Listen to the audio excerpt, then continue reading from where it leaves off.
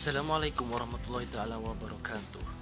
Kali ini kita akan membahas fakta-fakta tentang keadaan di Mesir. Inflasi di Mesir hampir 40% tertinggi dalam sejarah. Sementara inflasi melonjak mencapai angka tertinggi dalam sejarah perekonomian di Mesir.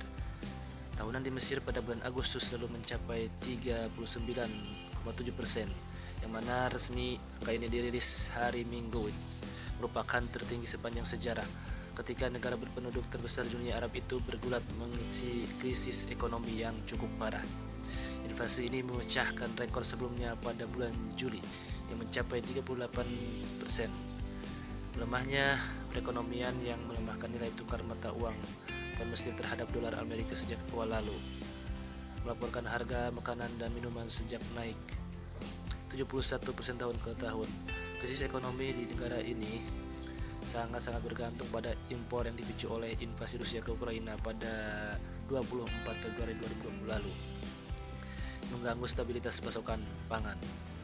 Investor menarik miliaran dolar dari cadangan devisa Mesir yang masih didukung oleh simpanan negara-negara sekutu, dan akan berjanji membeli aset-aset pemerintah tetapi tak kunjung memenuhi target pemerintah. Bank Dunia juga mengatakan bahkan sebelum krisis terjadi, warga-warga Mesir telah hidup di bawah garis kemiskinan dan 30% lainnya rentan jatuh dalam kemiskinan. Beberapa tahun, negara berpenduduk 109 juta jiwa itu bergantung pada dana talangan baik dari negara-negara sekutu di Teluk yang kaya minyak maupun dari IMF. Pada tahun 2022, IMF menyetujui pinjaman dana talangan sebesar 3 miliar untuk Mesir, 3 miliar US dollar untuk Mesir, dengan syarat pelarihan parlemen ke nilai tukar yang fleksibel, yang mana pinjaman lebih kecil dari perkirakan bertujuan untuk membuka sumber-sumber pendanaan lain. IMF mengeluarkan kajian pertama atas dana talangan yang diberikan. Kedua hal ini diproyeksi direalisasikan pada 2024.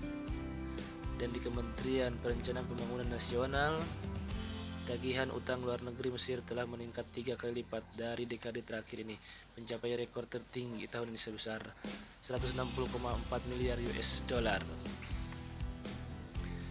Negara Mesir juga banyak memiliki tempat-tempat wisata yang cukup menarik, dan termasuk juga masuk keajaiban dunia, diantaranya piramid Giza, kemudian Laut Merah. Di sini Laut Merah yang sering disebut dengan Laut Teberau merupakan suatu perairan yang terletak di Timur Tengah, diapit di antara Timur Laut Afrika dan Semenanjung Arab, juga berbatasan dengan negara-negara Djibouti, Yaman, Sudan, Mesir, Saudi. Laut ini dikenal sebagai salah satu tempat bukti mukjizat Nabi Musa alaihissalam menyelamatkan kaumnya dari kejaran bangsa Fir'aun. Nabi Musa alaihissalam membelah Laut Merah hingga terbagi menjadi dua dengan tongkatnya, lalu Laut Merah ini tidak berwarna merah. Dalam beberapa foto penampakan Laut Merah itu memiliki warna yang sama seperti laut biasa. Lalu mengapa laut tersebut dinamakan sebagai Laut Merah? Tidak ada yang tahu pasti bagaimana laut tersebut. Besar kemungkinan karena ganggan Trichodesmium erythricium. Hal ini diungkapkan oleh Karine, seorang profesor ilmuwan kelautan dan atmosfer dari University Stonebrook, yang disebut sebagai gergaji laut. Ganggang ini merupakan cinnabar bakteria, yaitu bakteri yang dapat bertahan hidup melalui fotosintesis, yang juga masuk ke dalam kelompok ganggan biru ini. Ganggan biru ini memiliki fungsi dan tanggung jawab mengkonversi sebanyak 60% hingga 80% nitrogen. Lebih banyak ditemukan di Laut Merah dan tumbuh secara berkala. Saat ini ganggang tersebut sudah mati, maka air laut berwarna biru akan berubah menjadi coklat kemerahan bersama dengan alga yang sekarang menyebar ke dalam permukaan. Karang ini terumbu karang terpanjang dunia yang membentang hingga 4.000 km dan mampu menampung makhluk-makhluk. Sebagai salah satu tempat perlindungan laut di dunia dari perubahan iklim, dan juga berasal dari pegunungan merah yang terletak di sepanjang pantai Yordan. Dan juga ada beberapa tempat-tempat yang menariknya. Di antaranya adalah Marsa Matruh, terkenal dengan tempat-tempat peninggalan Alexander the Great dan Ratu Cleopatra. Berjarak sekitar 524 km, sekitar 6 jam dari kota Kairo. dihiasi pemandangan padang pasir yang terhampas luas, tetapi menjadi fenomena baru ketika kita melihat seluruh sejarah Indonesia dihiasi dengan hijauan pepohonan. Juga terbayar setelah lelah penat selama perjalanan ketika sampai tujuan.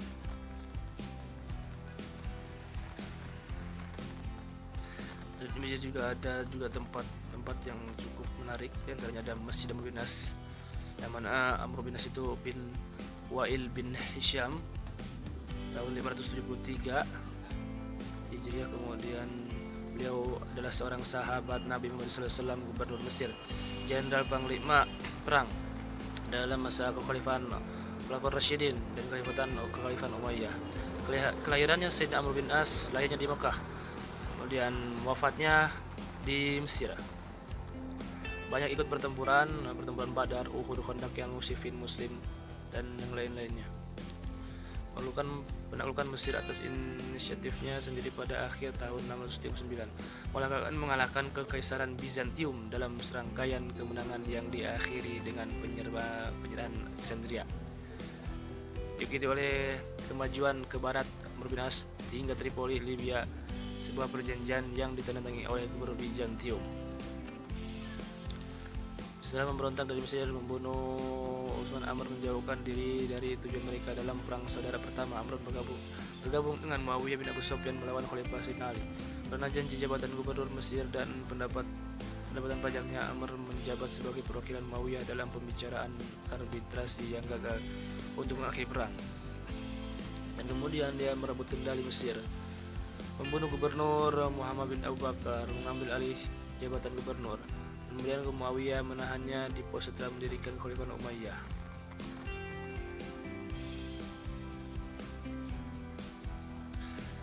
Panglima perang yang menaklukkan Baitul Maqdis dan Mesir mencengkeram Muawiyah, kemudian dilantik sebagai gubernur Mesir oleh Umar bin Khattab, tetapi kemudian ia mengundurkan diri pada masa Utsman bin Affan. Selanjutnya Muawiyah bin Abu Sufyan melantik kembali dia menjadi gubernur Mesir.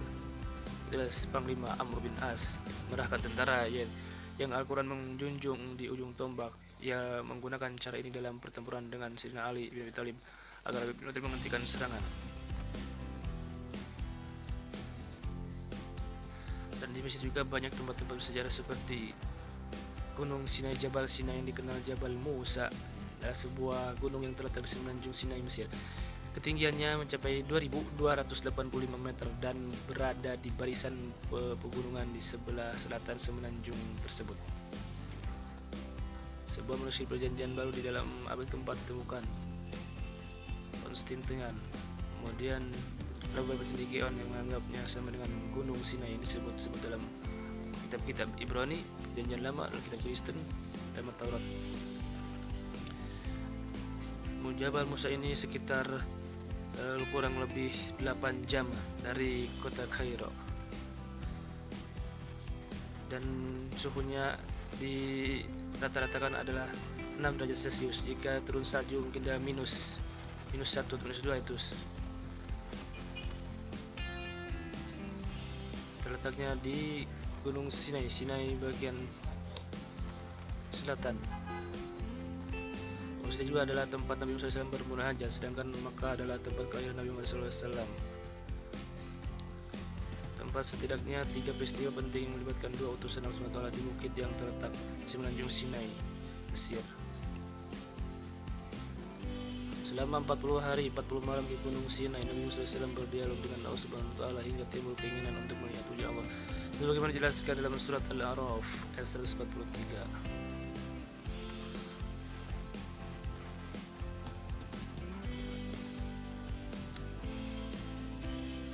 Sekian, Assalamualaikum warahmatullahi wabarakatuh. Sungai Nil menjadi sumber kehidupan bagi rakyat-rakyat Mesir. Sungai Nil juga adalah sungai yang besar mengalir ke utara di timur Laut Afrika. Sungai ini mengalir ke Laut Mediterania. Sungai ini merupakan juga sungai yang terpanjang. Dianggap juga sungai terpanjang di dunia, hingga penelitian yang menunjukkan bahwa sungai Amazon sedikit lebih panjang. Salah satu sungai terkecil di antara sungai-sungai dunia berdasarkan debit air yang mengalir setiap tahun. Kemudian panjangnya itu sekitar 6.650 km. Melewati beberapa negara: Tanzania, Kenya, Uganda, Rwanda, Burundi, Kongo, Ethiopia, Sudan, Republik Sudan, dan Mesir. Sumber utama bagi orang-orang Mesir, Sudan. Selain itu, Sungai Nil juga sumber ekonomi yang terpenting dalam perairan, pertanian, dan perikanan.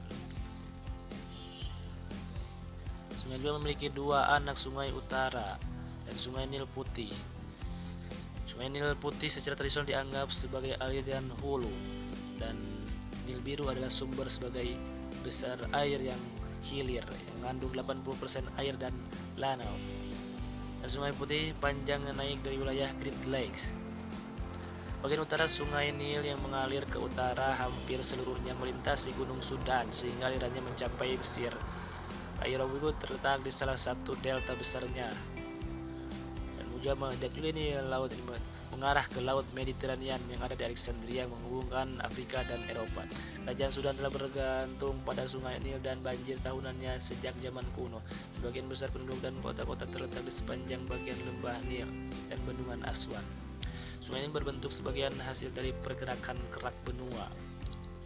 Pergerakan kerak ini juga menghasilkan Laut Merah, lembah-lembah awal aliran Proto Nil dan muara di Laut Tinius. Laut Merah sekitar 800.000 tahun yang lalu. Tanah tempat aliran Sungai Nil modern baru terbentuk sekitar 12.500 tahun yang lalu. Terdapat pula kemungkinan etimologi lainnya seperti kata bahasa Semit, Nahal yang berarti sungai. Mata air Nil bersumber di wilayah danau di Rwanda dan Burundi modern. Air ini mengalir ke Victoria. Dari sini sebuah sungai mengalir ke Albert. Lebih ke utara aliran ini dikenal sebagai Sungai Nil Putih. Sungai Nil kira-kira 300 km di sebelah timur laut adalah Khartoum.